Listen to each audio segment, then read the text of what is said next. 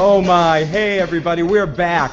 It's the post-episode issues, The Walking Dead, Season 5, Episode 3, Four Walls and a Roof. I'm in Four Walls and a Roof, and we're here to recap the episode. I'm Phil, the issues guy from issuesprogram.com. Thank you for coming back to join us to recap The Walking Dead. This has just been an awesome season. I got to get right to it, Joe. Joe, this season has been amazing. I cannot contain it. The Walking Dead is in top form, both in storytelling and establishing moments of horror and some cheesiness and silly funness that you need in the zombie genre to completely put across the kind of program that they're trying to do. And it's unbelievably successful. But we are here. Like I said, I'm Phil, the issues guy from issuesprogram.com. If this is your first time tuning in, please hit that subscribe button. And please comment away in the comment section what you thought about this episode of The Walking Dead. And with me, as always, who's currently on mute, but he'll come off mute in a second, the one and only Joe Dirtylocks. How's it going, Joe? It goes well. How you doing? I'm doing great, except for one of my kitty cats is destroying a door behind me, so if I disappear for a second, you have to take over. There is a kitty cat in there eating someone's foot. There's a lot of good stuff to talk about, so... There is. One of my cats is going after some tainted meat, and she just monologuing while she's eating it and going and going and going about it. Some kebab on the floor? Yeah, a little bit of a kebab over there. Jeez.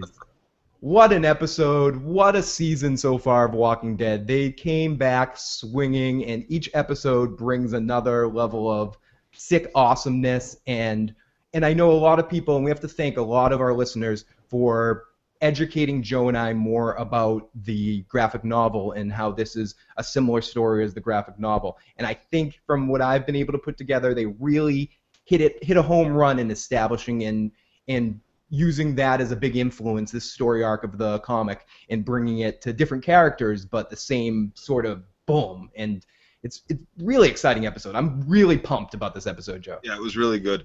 And one of the great things about it, too, is, again... Did you hear that squeak? That was my... Wrap a lot of stuff up.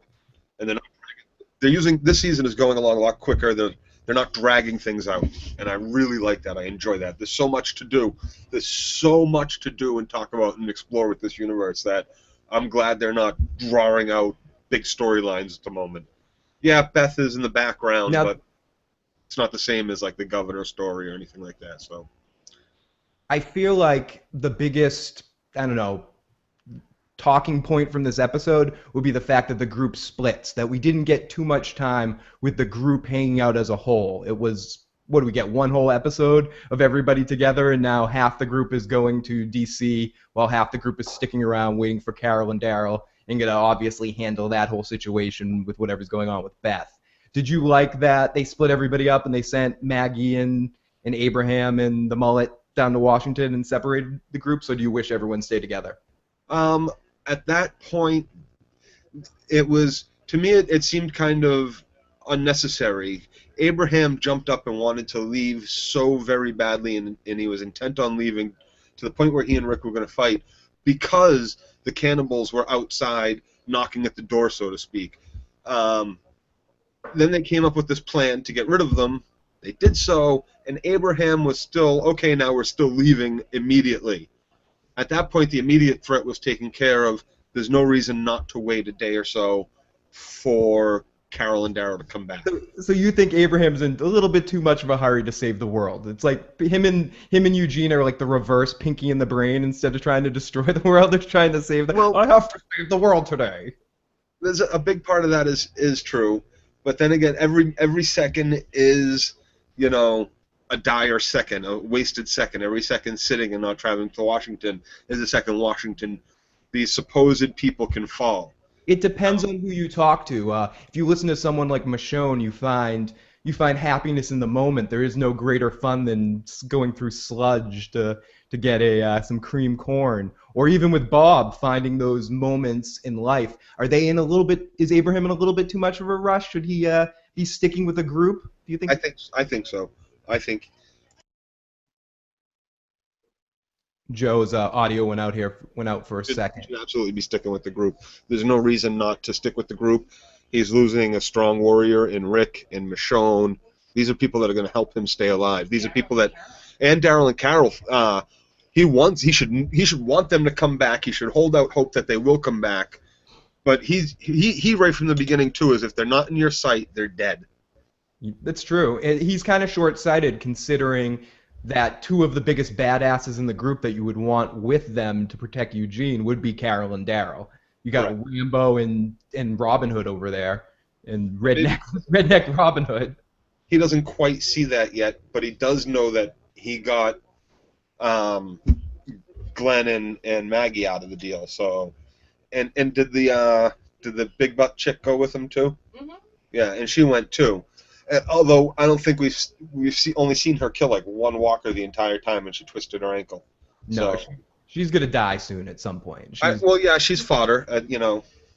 Yeah, she's a red shirt in our group. She's one of the red shirts. We knew Bob was a red shirt, and I think still Sasha, in my mind, is on the red shirt list. Yeah, I think when it comes down to it, Rick's not a red shirt, Carl's not a red shirt, Daryl, Carol, they're all sort of our main characters. I even think pending... Maggie, Glenn, and Sasha and Tyrese are all question marks as far I as... was going to say the same thing. I think Maggie and Glenn have gone from main characters, but they've been relegated to the second deck. They're the Tasha Yars. Like, if we're going to Next Generation, they're like, why are you giving me this red uniform to wear? I didn't want to be trained. So when they go out, do they go out together in a hail of zombies, or like holding hands? They take each other out?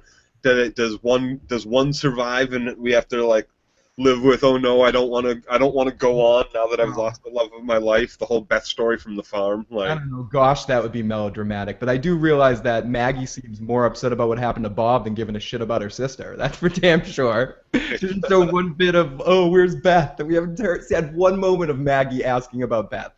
At least I was happy to see that well, let's get into it. Let's get into it because now we're going to go through the whole episode. But I want to hit our big points here. And the other thing that was big from this episode before we get into it is I think The Walking Dead wanted to make that scene at the end of them killing Gareth into one of the most bloody moments of The Walking Dead. And I think it was really strong and a really amazing scene. But a question I want to ask now, and we'll answer Right, it. well, we also get to see Tyrese's different point of views. He looks on in horror, but he's still able to take out Tyrese when Bob becomes a zombie. So But- we get to see that he can kill zombies now, and he knows that it's a merciful thing and not a violent thing.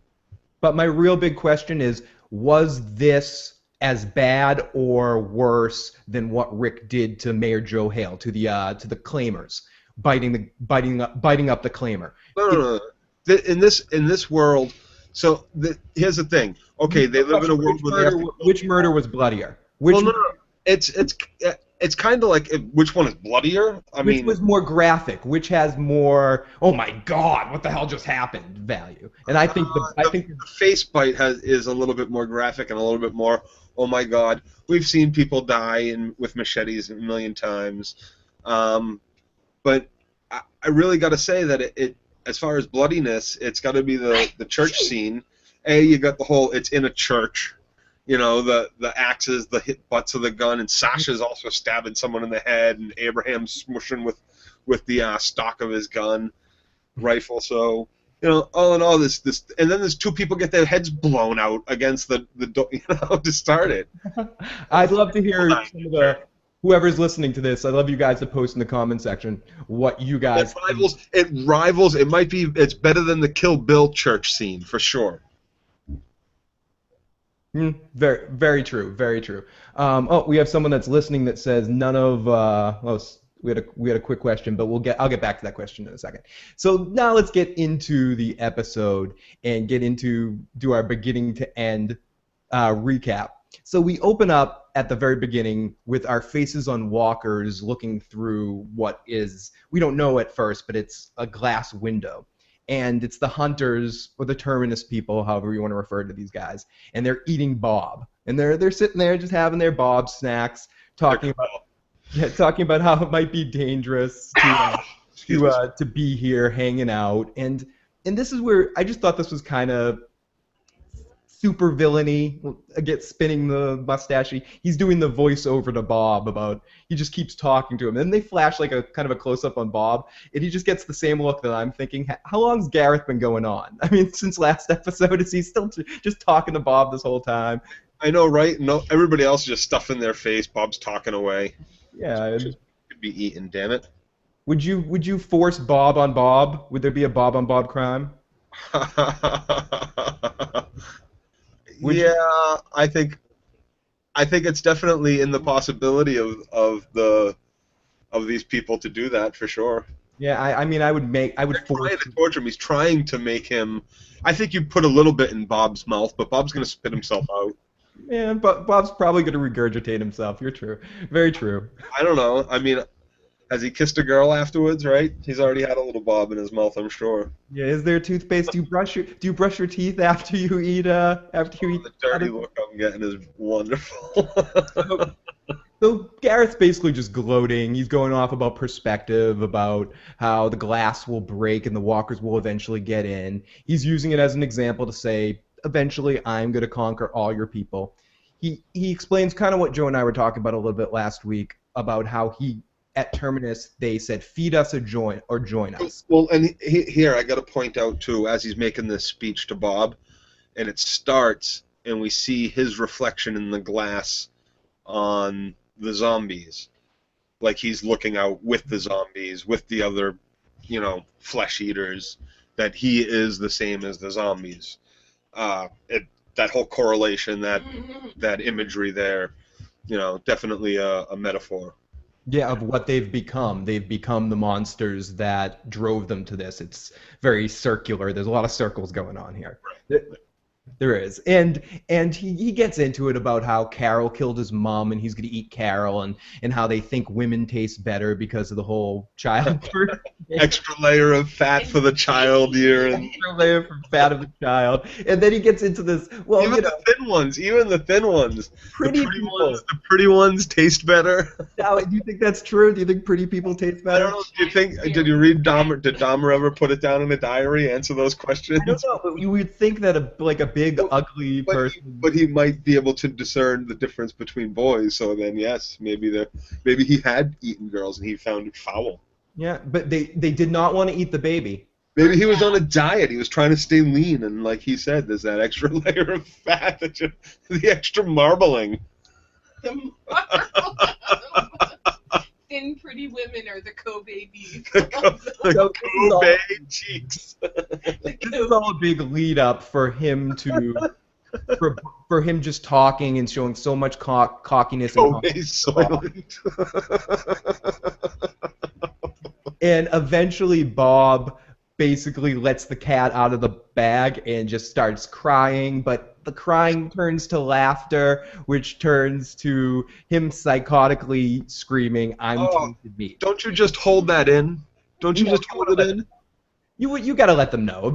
Once you see them all digest and going for seconds, right. Let them take the other leg first. Let them get hungry for seconds. You don't they all puked immediately. Like you let that sink. Come on, guys, take my arm. You want a shoulder? Taunt the shoulder at them. You know what I mean?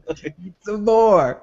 So Bob screams tainted meat," which is a big line again from the graphic novel. And wait! Don't you taunt back? Don't you ask who's gonna be eating his dick? Whose mouth is my dick going in next? Like, don't you taunt back? Like at that point, like go fuck yourselves. And so that's why he let the beans spill. But still, you gotta, motherfuckers. You also got to think, as we were saying, that Gareth has been going on for a while, just talking shit to him. So it's probably the perfect opportunity to be like, "Listen, buddy, I have the nut cards. You lose the hand. Fuck you. Give me the chips. I win. I'm Bob." And anyone got a drink, but you got to also think that Bob's not 100% of himself right now. he lost a little something. Oh, the worst thing is there's no bread to put Bob on. Yeah. Like nobody's baking any bread. There's no flatbread. There's no loaves. There's no sub rolls. Raw Bob. Yeah. Like, do they get condiments? Do they make Bob tartare? Raw Bob. Raw Bob? Okay. Anyways, so they beat the shit out of Bob, and all Gareth and his men start screaming at each other and be like, "Wait a second!" And Gareth's like, "No, we cooked the meat. It should be okay." No, it's not okay. You're Well, fine. that never gets answered. It never gets answered, and they're all infected anyway, right? So would the zombie meat really kill them? Well, a bite kills you, a scratch kills you and turns you zombie. So But they're infected. Everyone's infected already. everybody is infected already, and Bob's not quite zombie yet. He's just dying from the zombie virus faster because it's reinfected through a wound. So He's my got HIV too. You know, there's like you know. But my question is, everybody has it. But no, my question here is, everybody has the disease. So, is by eating tainted meat, does that kill you and turn you into a? Well, is it going to kill them, or is it just going to? What was that? It's cooked. It's cooked. Yeah, it's cooked. They're fine. You know, you cook the E. coli off, don't you? I guess. I mean, I don't think the definition. You cook the chicken enough, and the eggs, make sure they're cooked so your salmonella's gone. Again, the people that are smarter than us that know more about the comic book series can probably answer this in the comments and explain to us a little bit more about if they've explained the level of You don't know either if it's happened yet in the books because you haven't. So back from the break, Sasha knows what about Bob. She's looking around for Bob and asking. Baby steps. Baby, no more steps. Baby hops. And she goes through a whole video game mode where she's looking through her scope, and we get our little zombie U Resident Evil moment where the zombie comes at the. First, we see a couple of flashes. We see Bigfoot in the forest there. A couple of thermal images, Ghost Hunter style, you know. But to me, that would have been a more interesting scene if I hadn't seen it already. It was previews from last week on The Talking Dead, so I was kind of aware of the jump scare. But it's one of those moments where if you've ever seen a horror movie in your life, you know that the zombie's going to jump out there. There's no point in doing the shot if it's not going to happen. But if I hadn't seen it before, it got me when first time I watched that. When I watched the preview, it definitely made me go, oh! So it was a very good jump scare. Yeah. And Sasha, when she sees that, she immediately says too, like, we're being watched. It wasn't just the zombies. There's people out there. We're being watched. So, and Rick heard the same thing out of Daryl's mouth. You know, Bob's missing. Carol's missing. Daryl's missing. You got to figure there's several people out there watching them. There's all the Gareth Hunter guys, and Morgan's out there somewhere. He's not far behind. We don't know. They don't know about Morgan. Right, we know Morgan's out there, but that's what I'm saying. In all the times that we've heard hearing people watching them, some of those times it's probably Morgan. It's probably not Gareth and his boys every single time. Right, but either way, now that Bob's missing and the other two are missing, you immediately have to think it's Terminus people or worse. Yeah. Or what they did think, because as you know, Rick and someone who else came up, Rick and Daryl. Rick and Daryl came up to help, and then they all go back to the church. And when they get back there, they immediately start to, what are you doing? What are you doing? The priest, like, behind one of the pews or some shit. Yeah, after Daryl and Carol show up, and Daryl says we're not alone, some hinky stuff's going on. We go to Maggie and Carl in this church, and Sasha comes back in, and she's pissed off, and she grabs Father Abraham. What the hell? Tell me what you knew. She goes all Jack Bauer on Father Abraham. Tell me. And what I thought's kind of funny is Rick takes her off of him, and then Rick just goes in and starts doing the same thing. It's like the airplane scene where he's like, and then Rick's like, oh wait, let me at him. Brrr. Snap out of it. And Rick kind of just presses him and does his Batman. Tell me what you know. And Gabriel gets it out and says, oh no, he accused. What did you do to that woman? What did you do to that woman? What does that mean? You'll burn for this. You know, I think Rick's almost expecting some sort of, you know, rapey, child molesty thing. Yeah, I don't think anyone was quite expecting this speech to come out, and this is one of those speeches I kind of. Well, this is pretty much exactly what I thought was what happened, and so. So Gabriel responded almost not in a Rain He Man broke way. immediately. I locked the doors. I always lock the doors at night. They came. 52 locks. One, 2, 3. They started to come from Atlanta. Atlanta was bombed, so the doors were still locked in the morning. They all came. You see, it was my choice. So many of them prayed. They were screaming. And then the dead came for them, and I could hear the women and the children getting ripped apart, looking at them like, wow, whole families being torn apart, damning my name. And then I burned their bones. I burned them all. And everyone is just looking like, holy motherfucking dog shit. This guy is a horrible person. Well, let me think. Yeah, sure, Phil, if I come banging at your door in the zombie apocalypse and I'm like, let me in, quick, let me in. I'm sure you'll let me in. If you don't, you're a bastard. But, It depends. but if it's people you don't know, you don't open the door for them in the zombie apocalypse, do you? It's your congregation. I mean, if Right, it is his flock, and he knows his flock are sinners, right? he knows that He knows all their sins. Like they come, they're like, Father, I did this awful thing. I did that awful thing. I did this awful thing. He's not going to let them in. Are you kidding me? The lies, the stealing, the thieving, the raping, the murdering, the hit and runs, the drunk driving, all the stuff that they tell him. No, you're not allowed here when the zombie apocalypse starts. You got to wonder where.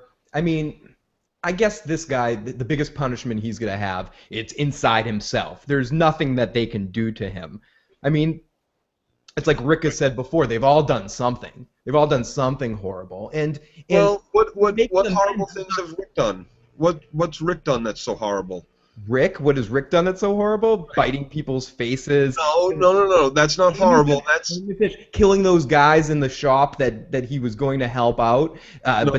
They made it in the shop. In what shop? In the liquor store back in season 2 or something. He killed 2 random guys that didn't even make a play on him. He's killed random people. No, they made a.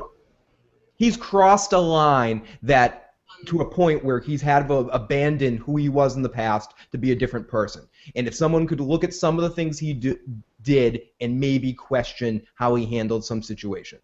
To a point, I think there's a point. He was a deputy or a sheriff, right? And there's a point where when a threat is in front of you, you eliminate the threat. You don't just try to subdue it. You just eliminate it immediately. So it's not necessarily out of the bounds as who Rick was as a person. You got to remember, it started, he was in like a gunfight, wasn't he? Like there was some guy shooting at him, and he was shooting back with Shane, and Rick got shot.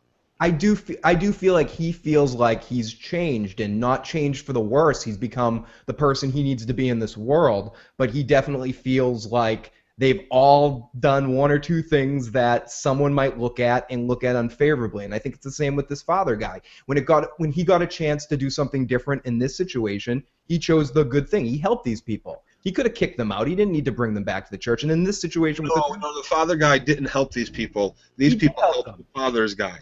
And he just helped them then. He could have sent them out of the church. He could have totally given them up to the Terminus people. No, they would have tied him up and thrown him in a closet because they think he was part of it in the first place. And there was nothing he could say. Even that story wasn't going to convince Rick that he wasn't part of what was going on. It wasn't until Bob comes back with his leggy and where they're like, okay, it's not Father Gabriel, which happens almost immediately after Father Gabriel's speech. They're like, oh, someone's laying outside, and it's Bob outside. Now, Father Abraham says, the Lord sent you here to punish me. I was damned before. I always lock the doors. And do you think that's awful what he did, really? I think it's pretty damn awful what he did, yeah. But I also think that he knows what he did was awful. It doesn't make it okay, but again, when shit's going... You would let him live? After at this point, he's helped you get food. Do you know why I would let him live? Because he wants to die. No, I don't necessarily think he wants to live with his cowardice. Let him live with his cowardice. I would let him live with his cowardice too. And the world is dangerous enough. if there is a God and God wants him dead, God will take him.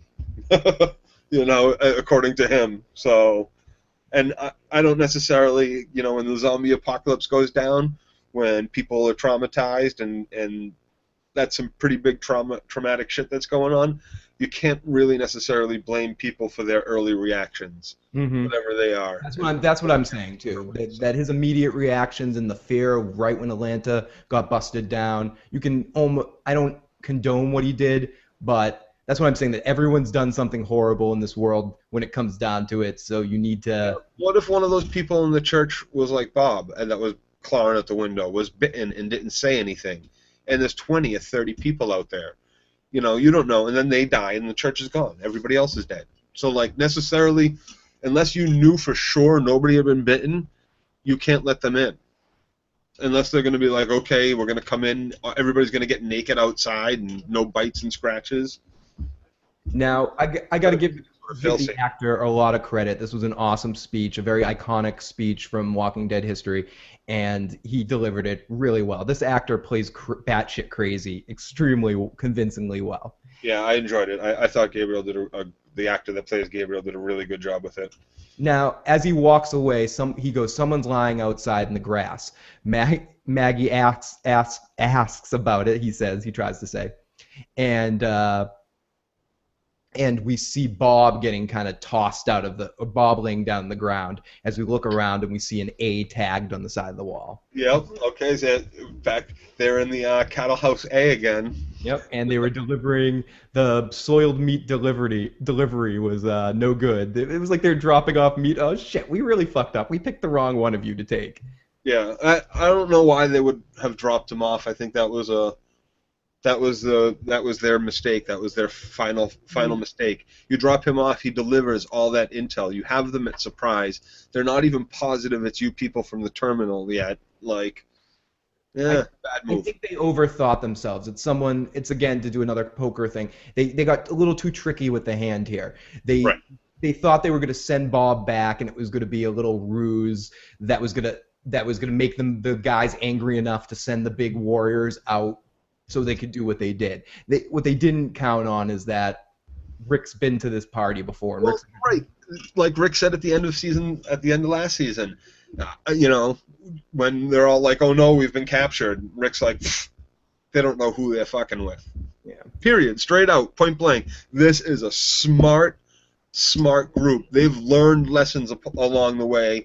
You know, I guess Terminus people learned lessons too, but they're not smart. They learned the wrong lessons. Right, they're not smart. So they failed. They were failed in grade school, and that's why they're going back to this middle school, hanging out there. They never graduated the middle school.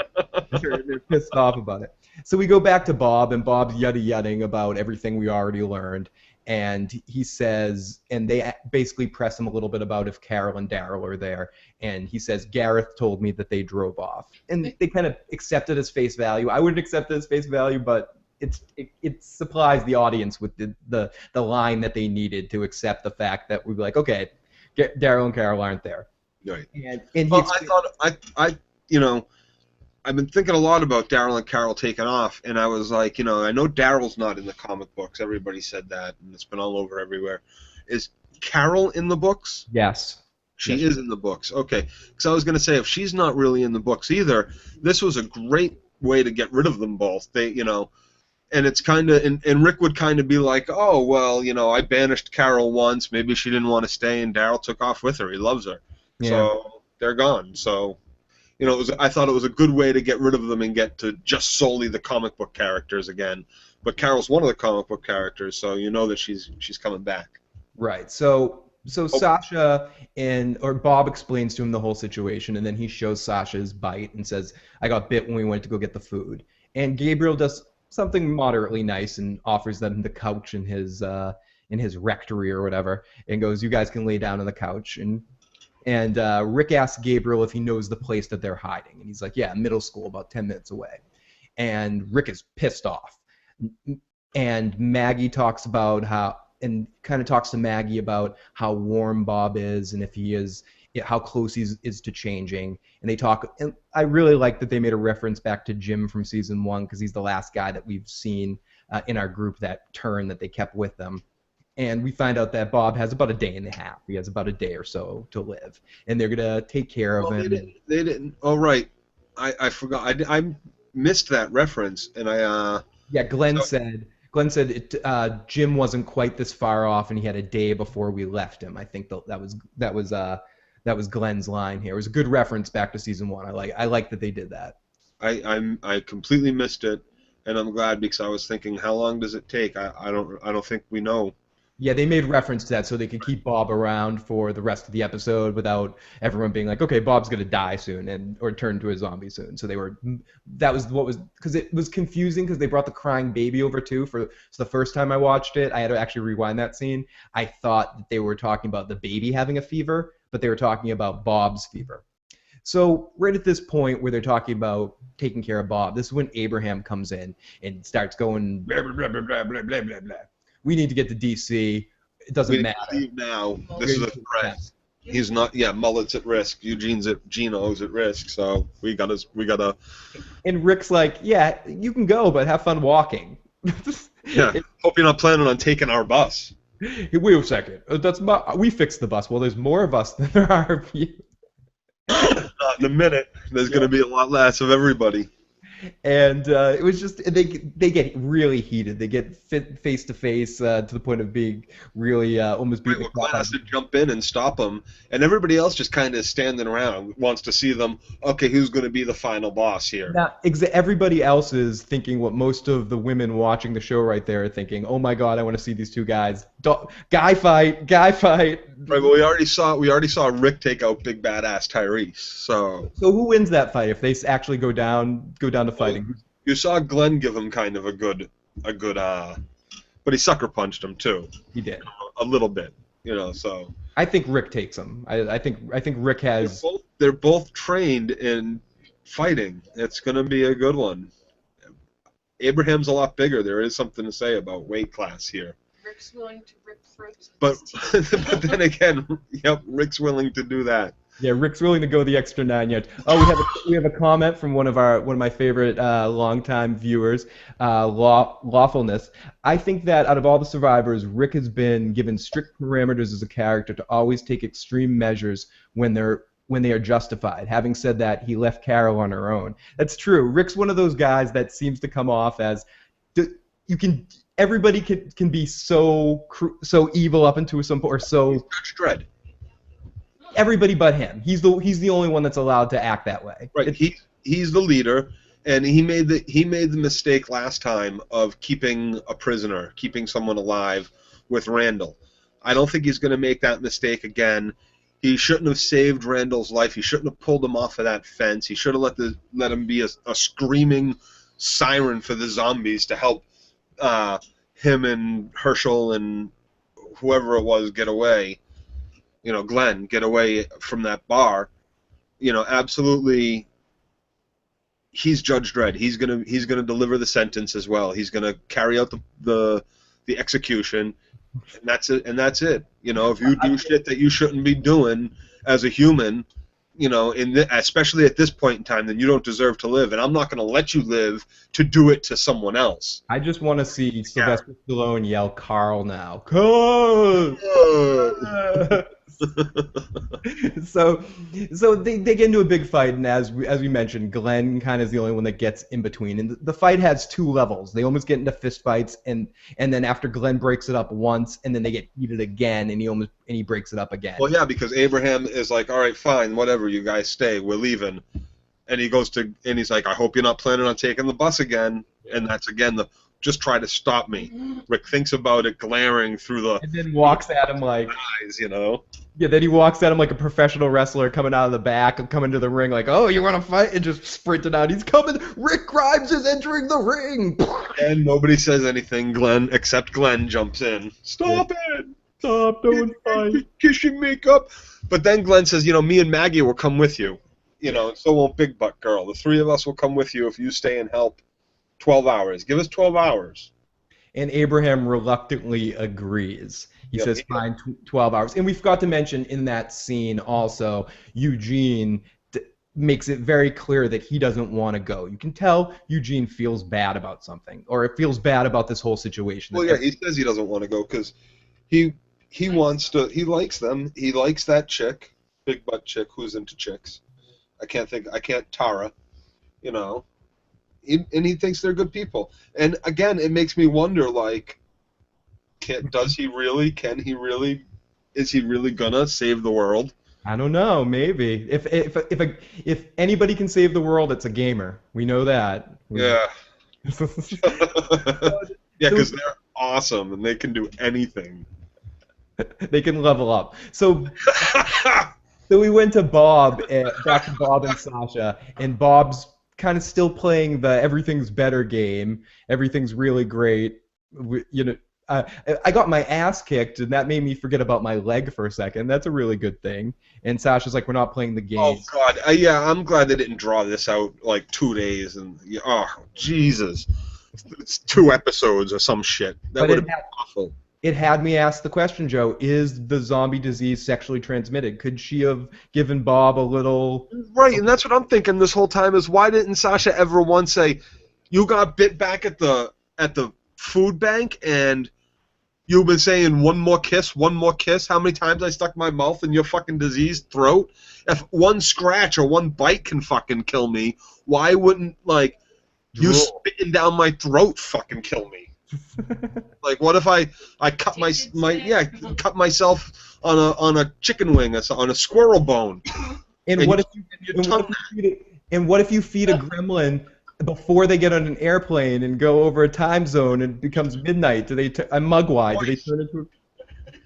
But that's where our rules for this whole zombie thing about how people are turned is a little murky, in the sense of why doesn't if any of our heroes, when they did that covering their bodies in zombie guts thing, had an open wound or something, if the zombie blood got into they were covering their faces, right? But they weren't covering like their whole bodies. They were just covering their faces and hands a little bit. We're gonna kill ourselves trying to figure out the rules here. So they're not gremlin rules. They're not clear. Yes, because gremlin rules were so clear. Don't feed them after midnight. It's always after midnight. So back to Rick after our commercial break, rallying the troops after our Bob and Sasha scene. He's giving them the speech. In retrospect, we know what he's talking about. He's talking about using part of the group for bait. He's asking them. This is one of those interesting moments where it's good knowing what happened at the end to talk about what he's saying. He says something along the lines of, someone goes, "Are you sure this is really risky trying this?" And he goes, "Yeah."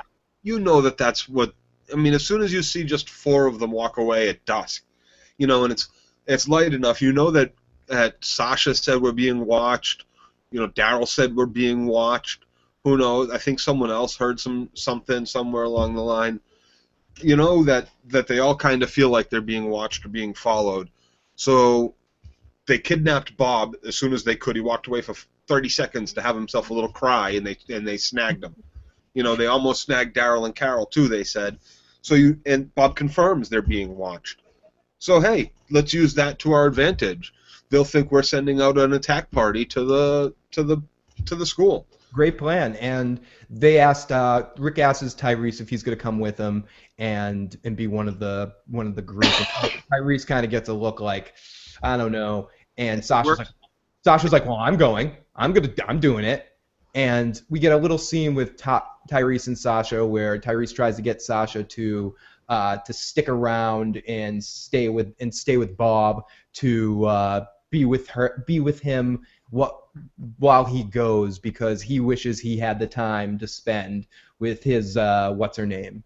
Well, see, it works out as far as the plan goes that Tyrese stay and that Sasha go, because it makes it look like Bob died, because they've been watching, so they know that Sasha is close with Bob. Yep. So it makes sense that if Sasha's coming, or if Sasha walked out of the building too, then Bob's probably dead. And Tyrese is back there as bodyguard to the baby, because he was the first time when the pummeled face kid met up with him and Carol. But in in retrospect, from the end of the episode, Tyrese doesn't want Sasha to be one of the people stabbing them at the end. Doesn't want her to deal with that kind of bloodiness. Well, And it's different killing a person than it is killing a zombie, absolutely. even if the person is an evil bastard. And I love how she can tell him the thing that no one else can talk shit to Tyrese about. When she's basically like, when Tyrese tries that peaceful, we can live in a world with no violence sort of attitude. She's just like, Tyrese, wake the fuck up. She's like, what are you thinking? Of course we have to do this. We're doing this. Yeah. Idiot. Well, it's a sister. Yeah, but Tyrese is also going through. We've made light of it, but he's still going through some heavy shit dealing with what happened to the kids. That's a big weight still on him. And now Bob, someone he was looking at last week as almost a beacon of hope in his group, he's looking at what just happened to Bob too, and it's just like, oh shit, can't Tyrese get a break? Is what he's thinking. Yeah. So this is where we get our little mix up, and I think this was shot excellently, considering pretty much, as Joe said, most people probably knew what was about to happen here. We get a shot of back at the school where the Hunter guys, where the Terminus guys were, and that window pane where Gareth was talking about the zombies almost breaking through, and that got paralleled where we got this very interesting long shot where it just focused on a scene, and then we had characters enter the scene. It's very weird for TV. It's more done in yeah, because our main characters walked out of the church into the dusk, and when they passed a bush and a sign that said Episcopal Church with an arrow pointing, and they were going the opposite direction of the arrow, they disappeared, and it held that shot, or it panned a little bit more, held that shot until our next group, the terminal people, came out from the background and walked towards the Episcopal Church. Really, really visually a stunning scene the way they shot it, and gave it a very cinematic feel to it, to have the shot just stuck there, and especially on television, that's just really high-end stuff for the you would usually see a cut or something. There would be some sort of sweep. Absolutely. So and then we see Gareth and his group entering the church, and he goes into his Gareth stuff, and I thought again this was funny when towards the end of all of this, where Gareth's still going like a lead singer on stage who's band talking to the audience, and like Perry Farrell talking, and Dave Navarro behind him from Jane's Addiction being like, Perry, shut the fuck up and let's play a song. With Gareth going, we know where you're hiding. We know Bob's in there. Hi, Bob. Yeah. We're still eating you. You're pretty tasty. He calls them all out by name. He likes to. He gives up way too. He's a talker. He gives up way too much information to Bob at the, just talking shit, and he lets Bob go. And then when he comes in, he's like, I know who all of you are. Remember, I had you as my prisoners before, and I know who left, and I know who's still here. And he names them all one by one. He's just that kid at the party that needs to prove to you. He's like, oh, you did that. Well, I did one better. Oh, you went to Disney World. Well, I went to Disneyland 5 times, and I lived there, and I had season passes. You get it? He's just one of those guys, a one-upper. He always has to hear his voice. He's so proud of himself. Mm-hmm. And he's like, Father Gabriel, I know you're here too. And listen, Father Gabriel, if you just want to give up all these people and take the baby and leave, we don't want that stinky baby. We don't eat babies. We don't eat human veal. We just don't do that. No. And the father doesn't do anything, but again, he knows the plan. Yeah, of course they're gonna eat the baby, and they're not gonna let you go. Yeah, it's the bad guy fiasco where he's just talking the talk. Right. And right about there, we see all of our characters huddling in, holding the guns to the door, but hiding. There's only 2 doors here. We're gonna find you. And then the baby starts crying, and Gareth in his comic little twirls his mustache and goes, maybe we will keep that baby. I'm starting to like it. Here we get the dun-dun-dun. We hear the cymbal crash in the background, and we cut to our commercial. So this is where we get Last Chance Gareth. He's at the door. He's begging them. He's like, listen, this is your last chance. I'm coming in. And this is where one of his guys does the thing I was saying a second ago. He goes, Gareth, can we stop this and just go the hell in there? Just like everybody is screaming at the bad guy right here. Did you not think that when the baby cried, they were in like the opposite direction? Didn't they turn around or something? It seemed like the baby was back at the doorway, maybe in a balcony or a different room that they overlooked or something. I think, again, to everything that we credited a second ago with talking about the scene, we'd have to watch it again. I think that was just a TV cut. They cut out some time in there with them making the walk to the other side instead of it being just a turnaround. That was they just cut the time. They were like, okay, they're at the door again. Is kind of what I thought was happening there. All right. And just his guys start to go in to open the door, and both of them headshots, bam, bam, right to the top of the head. That's two down. 2 down. And then Garrett's like, Sheriff? And he's like, yes, Sheriff. I'm Sheriff. Rick grabs. He's like, listen, Sheriff, I'm going to shoot through this door and kill your kids and yada yada. And Rick shoots him again. This time hits him in the hand, and it knocks the gun out of his hand. Yeah. And Rick comes out of the dark, kind of like Dirty Harry, where he just like points the gun through the dark, and really awesome visual. And he totally Dirty Harrys him. And he goes, It commands them to put down the weapons. Put down your weapons and kneel. Kneel down. And Martin, the guy that got away from Tyrese, looks like he's having second thoughts. Like listen, there must be something we can figure out here. And Garrett's like, no, Martin, There's no options. There's no options here. There's no choices here. He says, well, there's always options. And Abe's like, you want to bet? And they surround them. And Garrett's basically like, there's no point of begging. He's like, but you could have killed us right when we walked in the door. You know, you could have killed us. And Rick's like, well, we didn't want to waste bullets. And you just know this is going to get all casino with... Well, if you remembered episode 1 of the season, you know that he promised him something, which he said, I promised you something, here it comes. And Garrett's like, listen, we can go off on our own and not try. And Rick says, nope. Again, as Joe pointed out, he says, nope, I made a promise, and I need to keep my promise. And he... Yep. He starts chopping them up with the machete. She starts stabbing someone or with a knife in the head, and a butter knife or something. She's like digging him with a butter knife. You know, a Bowie knife. And Abe's beating the shit the guy to death with the butt of his gun. Yeah. And yeah, oh my God, that was pretty horrifyingly awesome.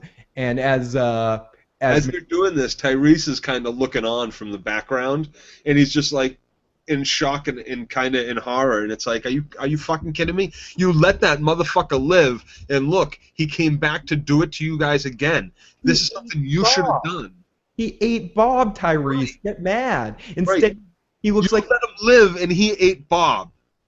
And he looked like he smelled some bad lunch. He's just like. Right, like he can't believe that they're doing this, and it's like, I'm sorry, Tyrese, but you know what? They absolutely deserve to die. There's no keeping these people alive. There's no working it out. I mean, they ate Bob's leg. There was a big difference between what Tyrese's reaction was and what like Glenn and Maggie's reaction were. Glenn and Maggie's reaction were like, "Whoa, that was gruesome," but they would have done the same thing if they. And I'm kind of shocked at that. Glenn always is for like doing the right thing. That's the right thing to do. It was the right thing to do. It absolutely was the right thing to do, and they should have done it. They should have gone back to Terminus and finished him off that day. Yeah, Rick was right to begin with. They should have listened to Rick to begin with. And obviously, as we mentioned last week, we knew this moment would happen because you can't have Daryl without his crossbow, and you can't have Michonne without her sword. Michonne steps up and sees the sword, and she picks it up, and she has the power. Yeah, she didn't miss it, but she's glad she's got it back. Yeah, that thing came right in hand. She went right into samurai mode once she picked that thing up. But did she ditch the sheath? I think she had the sheath and made some sort of weapon with the sheath, which I thought was weird when they were escaping from Terminus. I don't know. It's kind of strange. I don't know exactly, but it sounded like she pulled it. Every time you see a blade on TV, it makes a shing sound. You know, like to move it across the screen, shing. So you can never tell, but. And I'm glad she's got it back.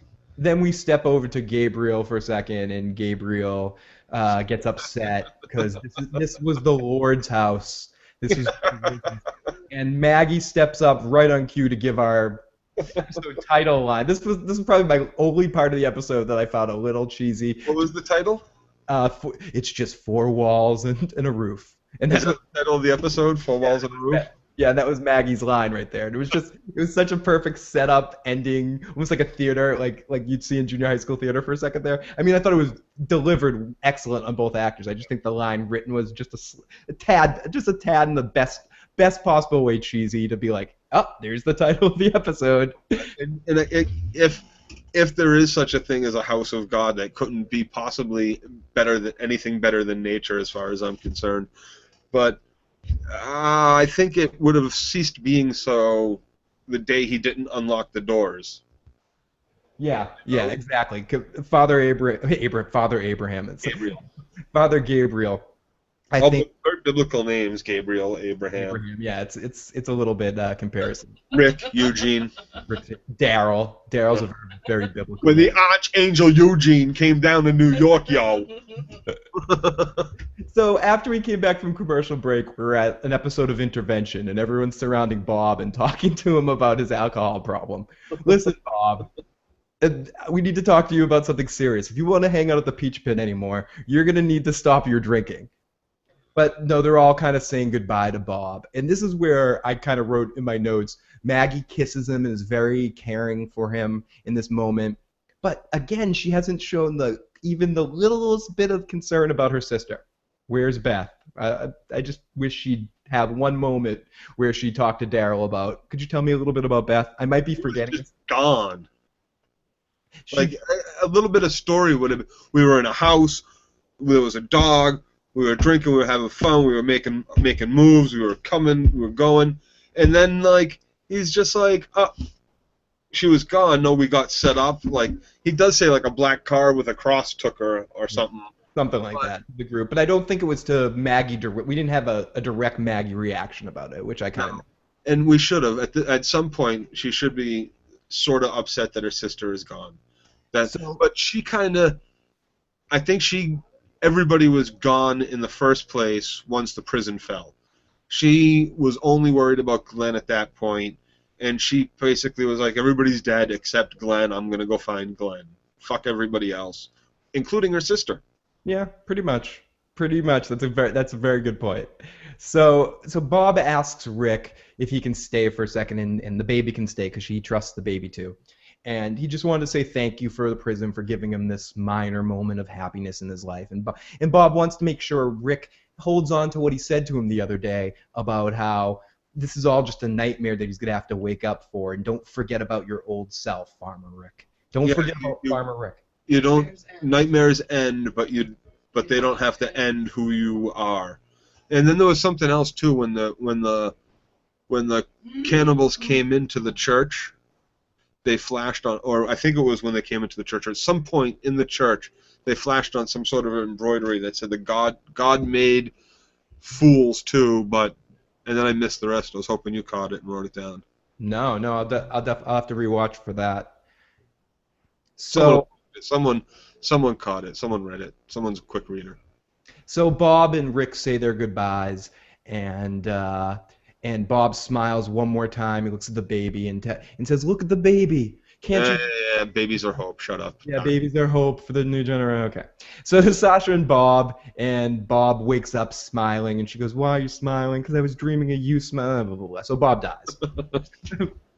Bob dies, and she starts crying, and Tyrese comes in, and he takes one for the Tyrese family team, and he stabs Bob in the head with a knife.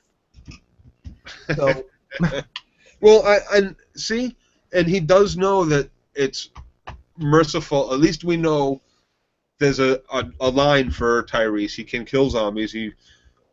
I mean, maybe it wasn't a zombie either at this point. It was just a dead person as far as he was concerned. But still, he can do it, and he put the knife through Bob's head. So. Do you think what really horrifies Tyrese is that he knows that what they had to do with the kids was the right thing, and he's not sure if he can live in a world like that? Yeah, and I think he does know that it's the right thing, and I think he knew that it was the right thing to kill those five cannibals. That's why he doesn't like it, but he's not going to say no, don't do it. He didn't voice dissent. And we do know that he will speak his mind. Yeah. He doesn't. He's not a quiet person. He speaks up for what he thinks and what he feels. So he didn't say no, don't do it. We shouldn't kill them. He knows that they have to die. he's just not going to do it. You know, and yeah, and Rick makes a good point to him later. You know, Tyrese feels like because of what happened with those girls, because of what Carol had to do and what that little girl did, part of him died, if not all of him died. It changed him. It really did. But Rick knows that it didn't change him. He was a good guy before that. And he's a good guy now. To circle back to what we were talking about at the beginning, everyone, whether they did something that actually is horrible or some part of their mind thinks it's horrible, everybody's still the good people that they were. You're either a good person or you're not, Right. regardless of the world that you're living in.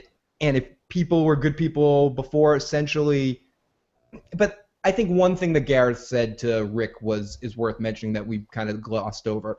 Gareth says to him, "You guys look like you've been on your own, but you don't know what it was to be really, really hungry." And Rick smirks at that. Rick is like, "Ha! You have no idea. They know what it's like to be hungry. Rick gave up almost every morsel of food to put in Carl's mouth instead. Are you kidding me? He absolutely knows what it's like to be hungry. And I'm guaranteeing he probably gave up portions of his food to give to Maggie and Glenn and the others, because that's who Rick is." And that winter that we had over break that we didn't see in our montage winter that they spent. They would eat dog food out of a can, and Carl had no problem diving right into it.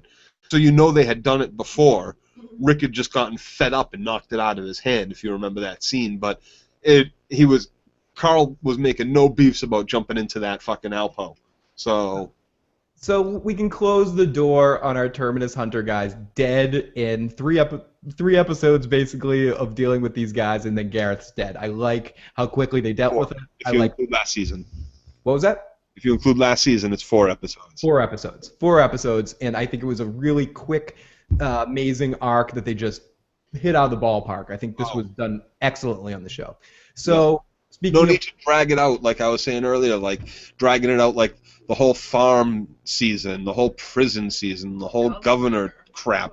I am so happy they didn't drag this on and on and on. They just got it over with. This is the threat.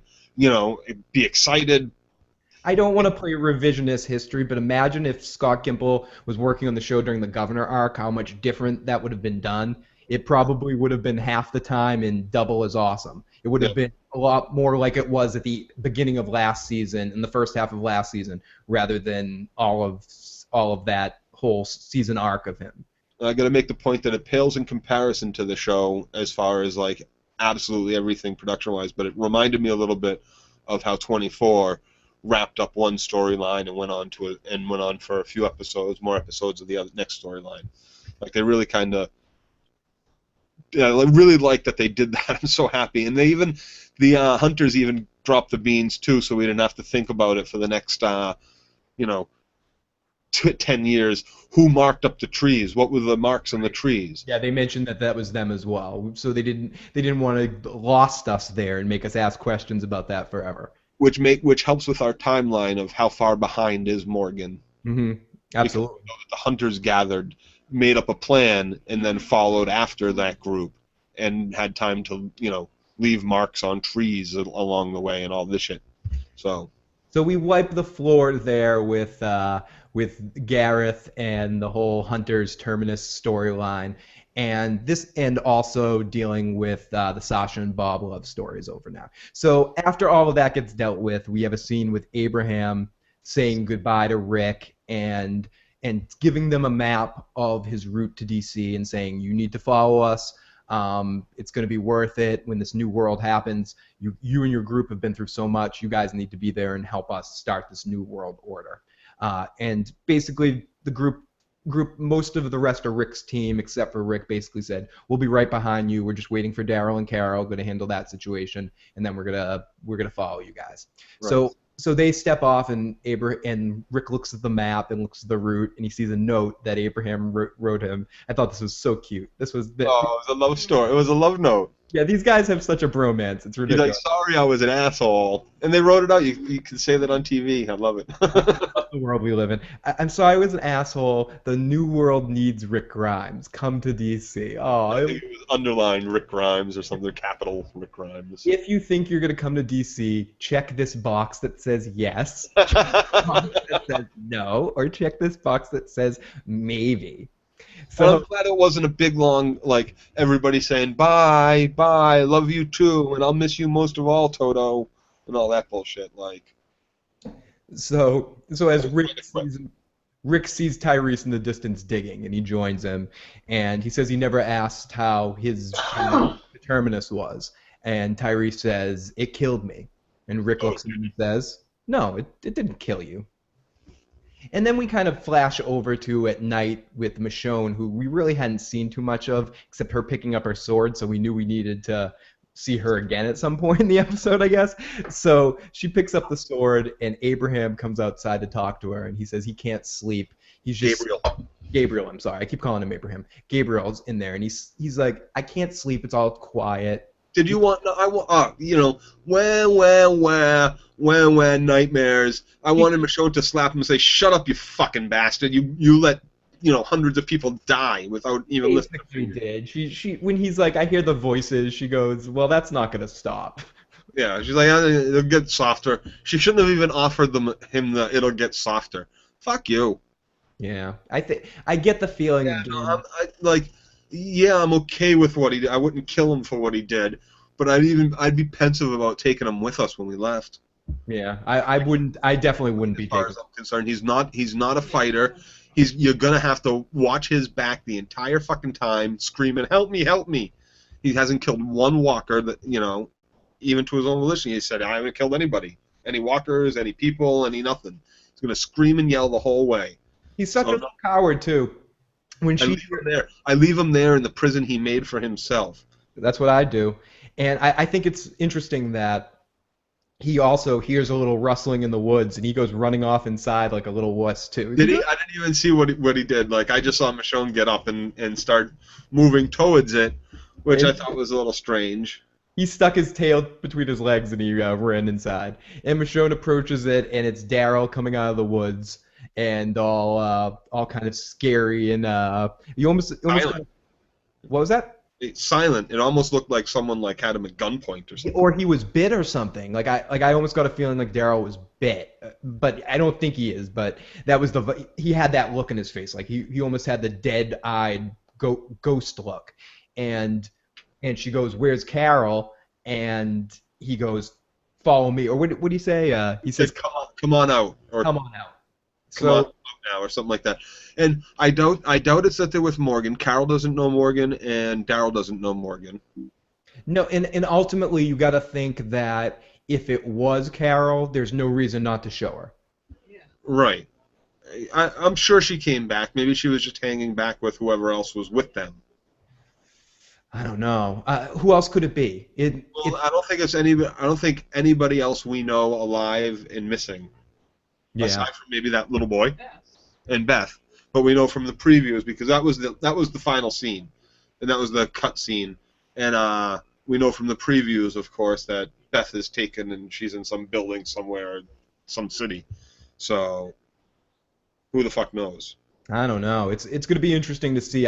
In all the previews and everything I've heard, spoilery to hint that next episode is going to be an all Beth episode or a very Beth heavy. So we'll get I'm all not our answers excited about that. She's one of the weaker characters, always has been in my mind. But and they started to explore some of her at the end of last season. So but Daryl's one of the strongest, so there's probably going to be a lot of Daryl as well. yeah. With him, Maybe there'll be some flash of what happened with the black car, Daryl and Carol, because we still don't know who's coming out. So let's take a couple of questions and a couple of comments. First of all, we have a comment from last week that I wanted to read from someone who sent us something. Just stumbled upon your YouTube video. You guys are great. Thank you. No, you're great, Cindy. Just wanted to point something out. Joe said Daryl does not know what Carol did at the prison, that he doesn't know Rick kicked her out. Daryl does know. Rick told him right before the governor came. Rick and Daryl were going to tell Tyrese together. That was the plan. oh, okay, thank you. And this is from I Cindy. remember that now. Yep. Cindy Fern, thank you for the comment. We appreciate that. If we had T-shirts, we'd send you one. We would. Some more love says, LOL, I Bob. want t-shirts. Holy shit. You ate tainted meat. LOL. Good for those cannibal idiots. Hashtag Walking Dead. What happened to Beth? Where's Carol? I'm sure we'll find all that and more out next week. Now, where the heck is Beth? Rest in peace, Bob. Yes, rest in pieces, Bob. Bob wasn't necessarily my favorite character, but I'm going to miss Bob. He No, I'm not gonna miss Bob.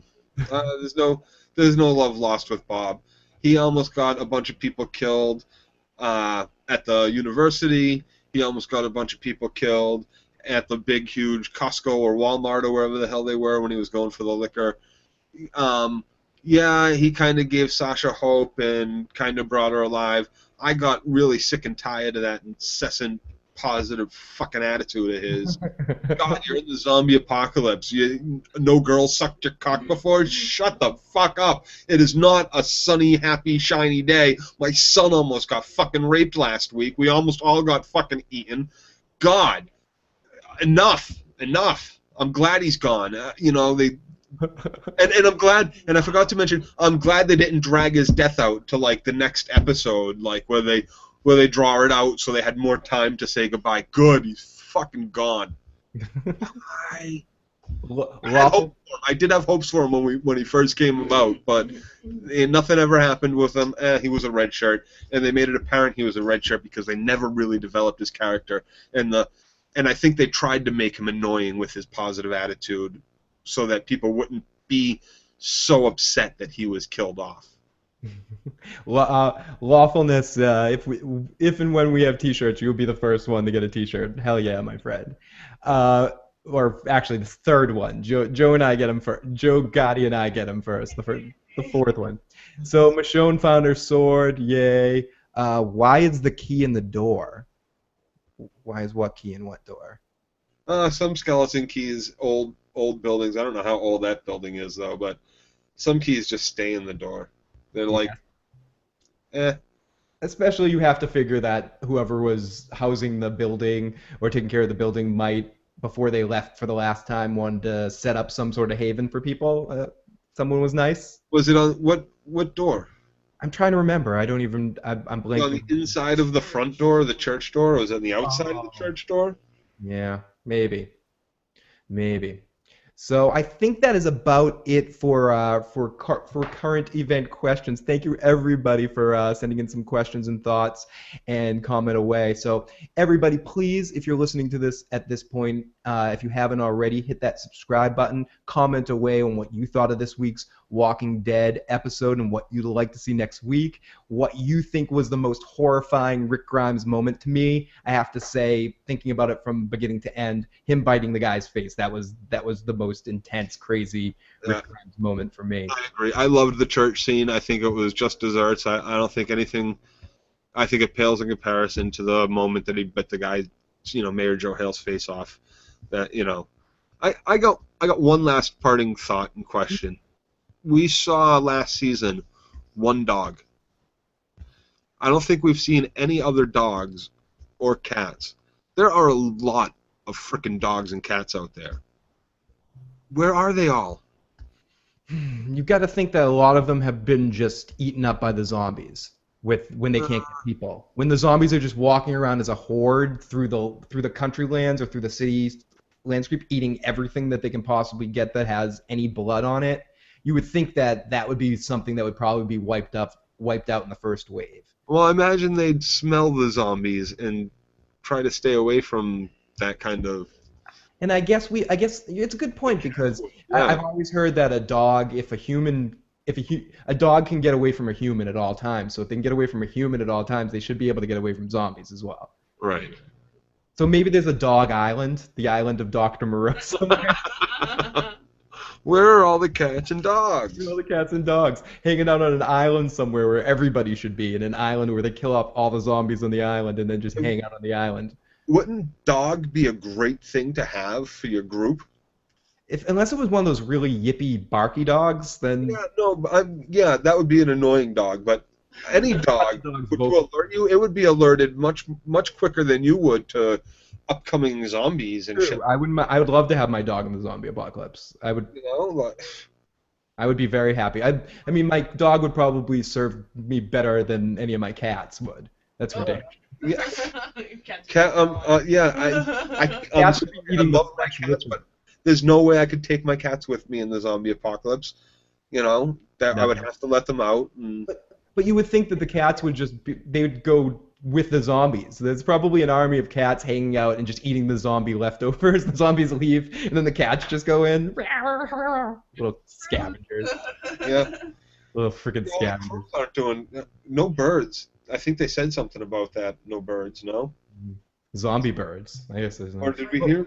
Well, anyway, we're going to talk about this after we end the show. We're going to continue this discussion in the after show.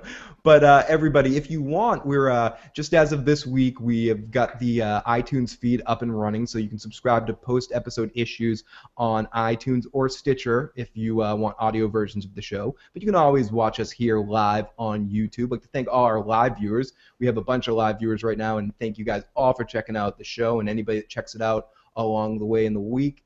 Please send the messages away. Check out our website, issuesprogram.com, where you can check out all past podcasts and articles on the site. And you can also check out on YouTube, if you haven't already. We got a chance to talk with Madison Lintz, Sophia, and Nick Gomez, who played Tomas on The Walking Dead a couple seasons ago. And also Mayor Joe Hale, what I was blanking his name. The leader of the claimed gang. Yeah, Jeff Kober, I believe his name is. So if you haven't had a chance, take a look at some of those interviews. We have a couple of few-minute interviews we did at Walker Stalker Con in Boston, and there'll be a couple more things coming from those conventions up soon as well. So thank you, everybody, for checking out the podcast, and we will be back next week to talk more Walking Dead. Have a good week.